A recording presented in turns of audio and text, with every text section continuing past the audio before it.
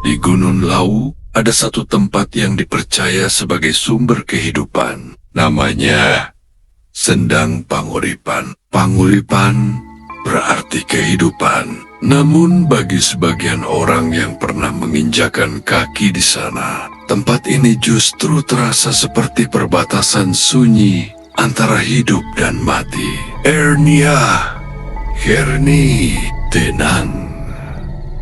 Tenang, mengalir pelan tanpa suara. Tapi di balik kejernihan itu, Sendang Panguripan menyimpan cerita yang tidak pernah dituliskan, hanya dibisikkan dari mulut ke mulut dengan suara yang selalu diturunkan. Sendang yang tidak pernah kosong. Sendang Panguripan terletak tersembunyi di antara pepohonan tua Gunung Lawu, bukan di jalur utama, bukan pula tempat singgah sembarangan. Untuk mencapainya, seseorang harus menuruni jalur kecil yang semakin lama semakin sunyi.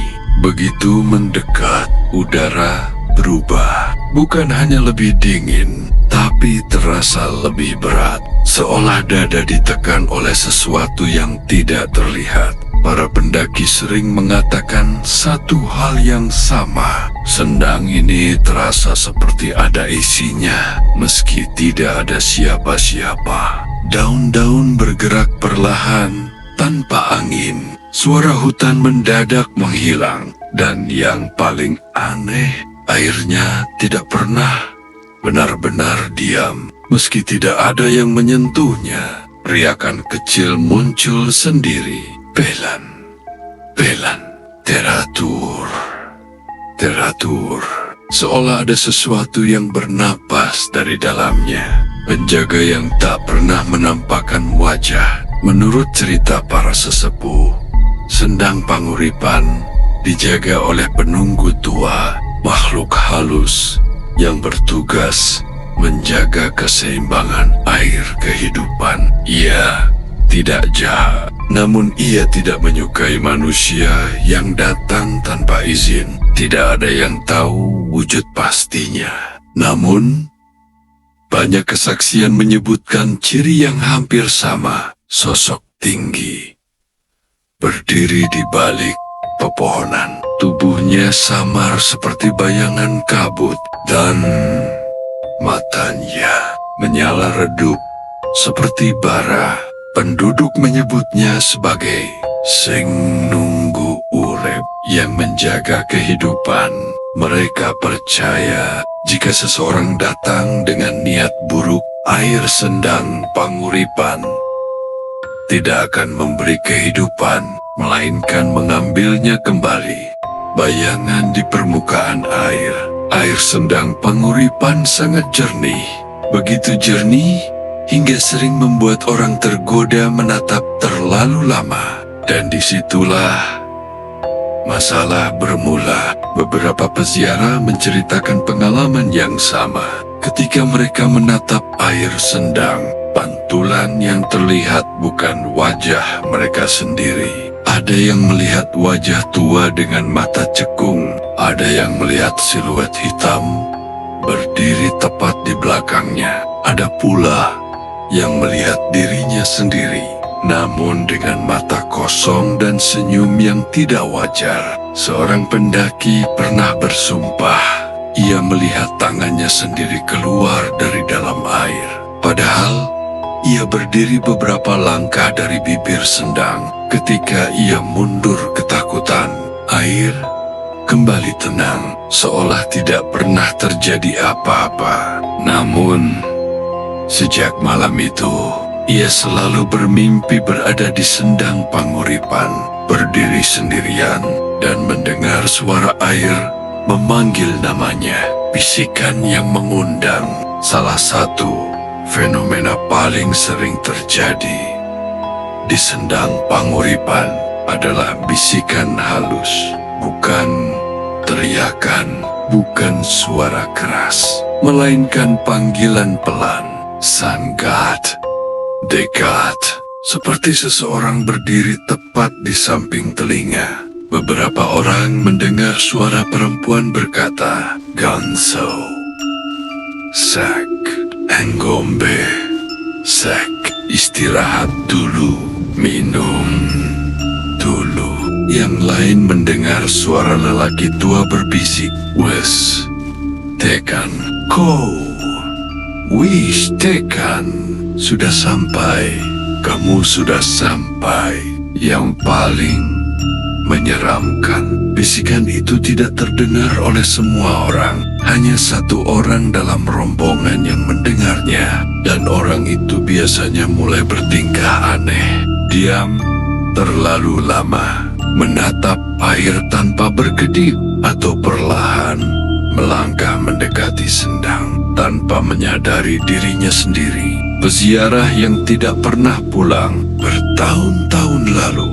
Ada seorang peziarah yang datang sendirian ke Sendang Panguripan. Ia dikenal sebagai pencari berkah, orang yang percaya bahwa air Sendang bisa menyembuhkan penyakit batin. Ia datang menjelang sore, membawa bunga dan dupa, duduk di tepi Sendang hingga kabut turun. Malam itu, warga mendengar suara air bergolak dari arah Sendang. Padahal air itu biasanya tenang. Bahi, Adinja, warga hanya menemukan sandal dan kainnya terlipat rapi di atas batu. Tidak ada tanda perlawanan, tidak ada jejak kaki menjauh. Tubuhnya tidak pernah ditemukan. Namun sejak saat itu, beberapa orang mengaku melihat sosok pria duduk termenung di tepi Sendang saat malam, menunduk, diam, dan menghilang ketika didekati, seolah ia belum menyadari bahwa dirinya tidak lagi hidup. Malam yang menolak manusia. Sendang Panguripan adalah tempat yang sangat dilarang untuk bermalam. Pendaki yang nekat menginap di sekitar Sendang sering mengalami hal yang sama. Terbangun bersamaan di tengah malam, mendengar suara air seperti ada orang mandi, dan merasakan hawa dingin menusuk dari belakang. Salah satu kelompok pendaki pernah mendengar suara biur berulang kali dari Sendang. Ketika mereka mengintip, air terlihat beriak, namun tidak ada siapapun. Lalu salah satu dari mereka berbisik ketakutan, "Itu siapa yang berdiri di belakang kita?" Tak ada yang berani menoleh, karena mereka tahu di gunung menoleh di tempat terlarang bisa berarti mengundang sesuatu untuk ikut pulang. Sendang kehidupan atau perpisahan. Sendang Panguripan memang dipercaya memberi kehidupan, namun kehidupan tidak selalu berarti umur panjang. Kadang ia berarti pelepasan. Tempat ini tidak jahat, ia hanya jujur. Ia mencerminkan apa yang dibawa seseorang ke dalamnya. Niat, ketakutan, dan beban hidup bagi yang datang dengan hati bersih.